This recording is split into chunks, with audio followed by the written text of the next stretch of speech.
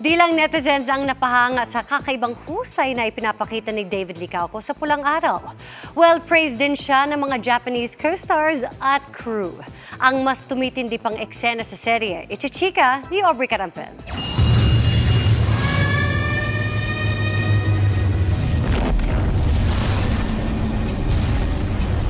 Tagumpay na napasok ng ating mga sundarong mahihirap. Sa pagsanib ni Hiroshi sa mga Hapones, mas magiging komplikado na ang mga karakter sa Pulang Araw nina Adelina, Eduardo at Teresita ayon kay David Licauco. Since nagsimula na nga yung war, mas magiging intense. Maraming conflicts na mangyayari, pati yung sa love angle din. Siyempre, yung story namin ni Adelina, Japan versus Philippines in a way, di ba? So, ang ganda nun di ba? Parang paglalaban ko yung mahal ko sa buhay, but at the same time, I have to think about my country. Patuloy na nakatatanggap si David ng magagandang komento sa pagganap niya as Hiroshi sa biggest family drama.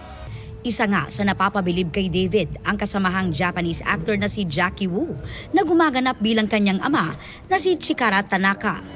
Mo, watashi no koto wa soreta no desu ka? Hiroshi? He's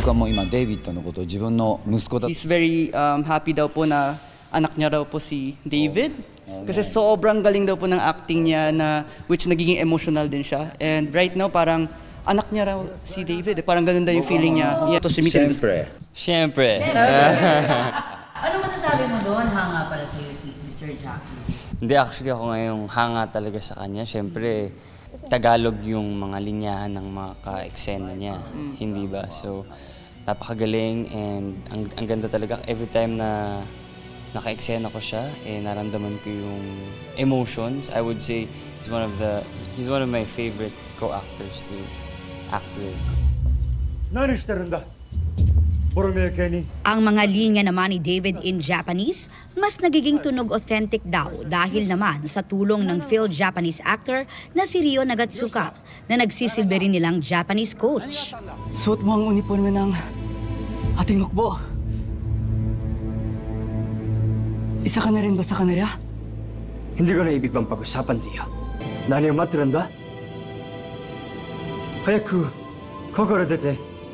Kasi syempre galing niya magturo ng Japanese and like seeing him is very hardworking. Nakita mo he's extremely focused as a person. Kinakausap ko si David muna bago ako mag-act para to make me switch on. Parang binibigyan niya ako ng mga advices. Kasi parang tinuturo ko siya ng Japanese lines kung paano yung tono, tapos tinuturuan niya man ako ng acting.